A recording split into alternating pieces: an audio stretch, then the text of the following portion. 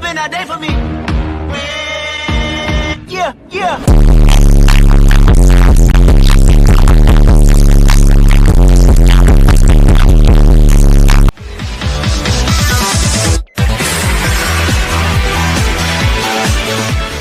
Wow, that episode was weird. Why did Fugo decide to stay on the island? Fugo's a dick. Oh, hello there, audience. Seems like those lessons we took on privacy still aren't kicking in due to the fact that you audience members keep busting into my room expecting content on the daily. I'm trying here. What, were you guys expecting a video on part 5? Well, sadly, part 5's still going on. It's on, like, episode 21 of whenever this video is going up. But legend is, there's a way to view it without having to look at the manga. In fact, Part 5 got its own entire game on the PS2. The only problem is, it was never released outside of Japan because, let's be honest here, the creators of Jjba probably think that some of their games are not suitable for the American audience. Unfortunately, it was never released outside Japan, but somebody was nice enough to translate it all to English. So let's go on a bizarre adventure.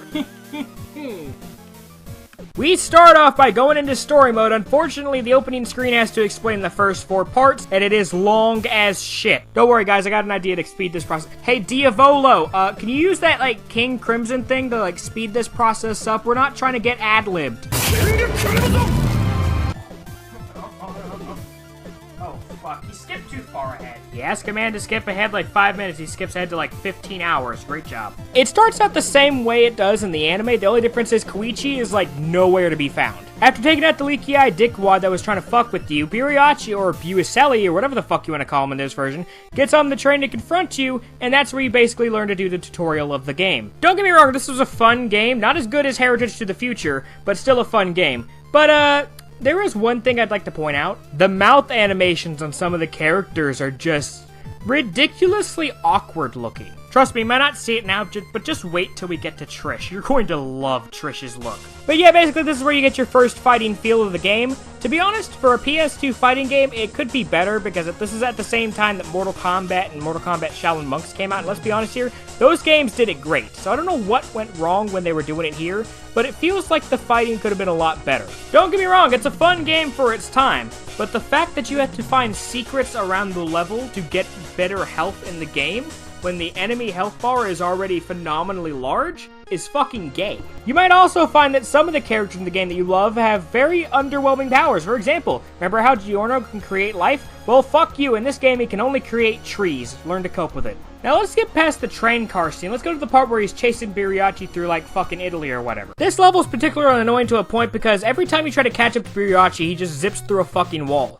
And the worst part is, once you get to a wall to punch him, he literally has no fucking hitbox, so you basically just can't hit him as soon as he starts stepping into the fucking zipper, which is annoying. At first, I had no idea that I was supposed to be chasing him around the fucking level, so I would just kind of sat there being a retard for a few minutes, and it took me 3 tries to beat this level. The worst part is, once you finally catch up to him and try to fight him, he just runs away again to a certain point. Like, you gotta get his health down to a certain point, and then he stops finally running away, jumps into somebody's body or whatever, yada yada yada. But honestly, it's just annoying to have to chase him around with attacks that are not made for running. Now, up until this point, you want to use your anime knowledge to know which character he jumped into. Of course, it's the kid with the toboggan on. Basically, just go over and yeet him out of there. Basically, after that, just win the fight and then go on to the next level where you get to go and try to join the gang by keeping that lighter lit. Of course, you don't keep the lighter lit and the shadow demon comes out and tries to grab you. Basically, there's this Japanese text that pops up that says, hey, jam X a bunch of times so you don't get fucking caught and stabbed. And, of course, in this, all you gotta do is keep throwing him into the fucking sun, and it's basically win-win for you. Now, trust me, the game looks easy now because I know how to beat some of the stands because I saw how they did it in the anime. The only problem is, later on, we're gonna get to parts that haven't even happened in the anime yet, but they've happened in the manga, and trust me, I have not read the manga, so I have no idea what the fuck goes on. Yeah, don't touch me, I'm sterile! I think I said that in my teeth. Oh, don't mind me, I'm just using this to prepare for my boss fight with Man in the Mirror, which comes up next. But that's only after you get to fight Tiny Hands or whatever the fuck his name is with your fucking plain Aerosmith. Yeah, this boss fight's not exactly hard, but I can summarize how good it was to play it in a few words. Meow. Meow. Rise where my time's back and numb. Back up, bitch! I'm a fucking plane! Don't you step on me, you dumbass bitch! Be gone, filthy liberal! Now that cringe fest is done, let's go and fight that fucking Mirror Man. The saddest part about this series is you get to play more as Fugo than you do as Narancia, and honestly, I hate that. Keep in mind, Buriachi has laid his life on the line time and time again for each member of this crew except Giorno. Fugo, you know, the guy that leaves in episode 21? Guess what? Spoiler alert. That fucker never comes back. Not only that, but because his land is in a fucking mirror, some asshat decided to have the audacity to make all of the controls inverted. Yes, I get it. Inversion sounds cool in anime, but in video games, inverted levels with reverse controls are fucking annoying. Maybe it's a personal preference, but my opinion is, if you have to add something specific, like inverted controls, or specific controls that do not fit the scheme of the game, just to make the level interesting, that's just bad level design. Oh, hey, look at that, Fugo figured out his stands in the mirror. Yeah, good job, libtard. Okay, yeah, the first one with Fugo is just a survival thing, where basically you gotta survive for at least 2 minutes. Let's be honest here, if you fail this mission, you should just quit the game now. Okay, so basically Fugo is really boring, so we're gonna call him the next guy. His name's Abakio. We just call him Sephiroth number 2, because honestly, they look exactly the same. No, seriously, these inverted levels got me so fucking pissed, because I kept losing them over and over again. I literally just went into the fucking control scheme and inverted the controls myself. That way, when I go back and play, the controls would be regular. Wait, what, you thought that would make it easier? Hell no. Remember, in this part, your stand's not allowed in the mirror, and this fucker just keeps bouncing in between each shard of glass, throwing shit at you, and honestly, it's really hard to hit him because he keeps stabbing you. Not only that, he gets to use his stand. Lucky son of a bitch. Oh, and even better, Moody Jazz's ability doesn't do shit. Isn't that just wonderful? I'm getting pissed off by the man in the mirror. Woo! Oh yeah, to make matters worse, he'll come up behind you and randomly just fucking stab you like that without any fucking consent whatsoever. After that, you get to play as Dick Wipe again. Oh, I'm sorry. Fugo again. Totally just messed that up on accident, totally. It's practically the same level, except Fugo has no muscle whatsoever, and basically the other stand is slow as shit. Now remember from the anime, Purple Haze's poison can kill you in literally under 15 minutes. Now I want you to tell me what's wrong with this scenario here.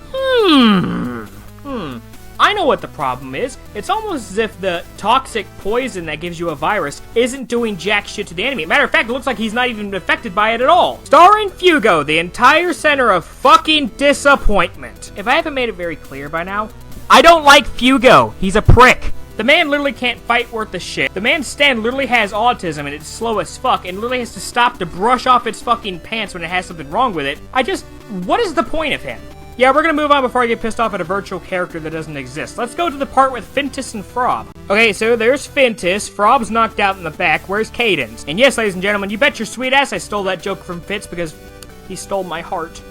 Trust me, this boss fight is enormously fucking hard, and it took me a few attempts to realize, oh wait, I gotta go punch the fucking ice machine so it stops fucking killing me. Imagine going into this with zero context. You've never seen the anime, never seen the manga. You're wondering, fuck, this thing keeps killing me really easily because it keeps turning me into an old man. How am I gonna beat it? And you're like, oh, I have an idea. Let's punch the ice machine. See, that's what JoJo's missing. Every level needs its own individual ice machine that you gotta punch to be able to beat the game. Now, but for the playing as Zipperman and using his heart attack is the best thing, because you just get to throw him up in the air and just punch him in the dick repeatedly. I'm not shitting you. Get an instant replay. Look how many times this man gets punched in the fucking dick. His dick is gone. No, seriously. Picture if the guy that had the stand, Thankful Dead, survived the scene. He goes home to his wife. She's like, oh, honey, what happened to your... Why are your pants covered in blood? He's like, so basically, dear, my dick got boot ganged by the fucking Zipper Man. You want to run that by me one more time? The who to the what now? Do I gotta say it again? My dick got punched off by a grown man with the power to create zippers. What more do you need to understand? My dick is gone! This boss fight's actually proven pretty difficult due to the fact that Thankful Dead can bitch slap you to the Shadow Realm and then also grab you and kill you by making you older. But guys, listen, it's okay. We got the ice machine. Alright, we took down Fintus, now we gotta take down Frob. Now I could explain this like an ordinary person, or use the musical reference that's made behind it to make a cringy meme. Oh my fucking god, this level is hard, cause this motherfucker thinks that I'm a fish. And no, I'm not even talking about his penis, because this boss fight sucks big dick. Not gonna lie, that pretty much sums up the entire boss fight. He just walks around, starts smacking you with you, trying to catch you like you're a fish, and that's it. Boy, if you don't let me go with your pick a chin head ass, look at that. Oh yeah, remember when I said we were gonna make fun of some of the PS2 graphics here when they start talking? Well, here's a good example. Reverse code there, beat. And finally, after that, it's time for Sex Pistols. The first time you get to play as Mista, you're literally standing on top of a car trying to defend your fucking car from White Album or whatever the fuck he wants to call himself because he's trying to freeze that bitch. To be honest, it's so weird seeing Mista with white pants, because honestly, the color scheme looks like this, and that color scheme he has is just not Mista material. So I'm pretty sure this scene differs from the actual anime itself. It might be just a manga thing, but I guess you could say they missed a good chance to actually put something decent in the anime. It's basically a hit or miss scenario where you're probably not going to get it right on the first try, because honestly, you're just supposed to unload bullets in him and keep him as far away as possible for like 2 minutes, and it's harder than it looks because he just runs up and fucking bumps the car. After you get back on land, it's basically the actual fight. All you gotta do is wait for him to scoot past you and then like a homosexual unload into his asshole. Whenever he's not actually like running though, he just scoots along like a libtard, just kind of sits there like he's like he actually has no idea where he is. If you really wanted to win the fight, just say like Venice one time and he'll start ranting about why it's called Versailles or whatever instead of actually being called Venice, and then you just basically just walk away while he's fucking arguing with himself. Now finally, we get to the part that's the closest to the anime so far. After this point, we're not even at the anime anymore, we're still in the manga. And yes, I'm aware that I say it weird, but I'm just gonna say before you comment below, you're talking a lot of shit for somebody in big boy distance, I'm just saying. And I am beautiful, no matter what they say. No words can bring me down. Prepare for the first encounter with King Crimson. Like, holy fuckadoodle on a stick, this guy is fucking outrageous. He just punches through fucking pillars, he'll teleport behind you. It's a fucking honest miracle if you survive 2 minutes with this fucker. Like, honest to God, he's just really fucking terrifying the first time you see him. And the worst part is, that's only the first part of this mission. The next part is you actually have to take some of his health away. Do you know how difficult it is to hit a person that literally can delete time, go around you, smack you, throw debris at you, literally smack through a stone pillar? That is one of the most difficult things to hit. This is not a man, this is a beast. And let me tell you one thing, this might be a beast, but you don't see that shit on Animal Planet. I, honest to God, have not done this much dodge rolling since Dark Souls. And trust me, in Dark Souls, you do a ton of dodge rolling. At this point, you are officially caught up to the point that the anime is at. Anyways, ladies and gentlemen, this is going to be it for part 1. Part 2 is going to go into the parts that are not in the anime thus far and only in the manga. So yeah, that's going to be a fun time. But believe me, I would put this all into one video, but that's like 2 hours worth of footage. Trust me, it's worth it to just wait. But anyways, I thought I'd also tell you guys that since I am a JoJo fan, I thought I'd give myself a stand of my own. He should be making an appearance in the videos soon. He might have made an appearance in the JoJo Reddit thing, but he wasn't finished. But basically, my artists are redesigning the stand because, honestly, the base that we were going to go with, I just snatched it from a monster that was in Monster Legends. We want to make something original, something flashy, but similar to that design. So just give it time, it's going to be here soon, and it's going to be a major part in these videos because it's going to help me with my editing stuff. Anyways, that's it for the video. Thank you guys for watching, and remember, Fugo's a fucking bitch. Like, he's just the worst. Bye. Yo, it's Strikey Dawson, and you know he ball cautious. YouTube gang got competitors, nauseous. Lumberjack gang bang, bouncing like a orangutan, tryna fuck with the gang. Offensive and he insane. Disrespect, he the law, you need some therapy. Engage in that psycho and call it Chief Cherokee. Motherfucking masterpiece, big belly laughing, hit a hearty hard.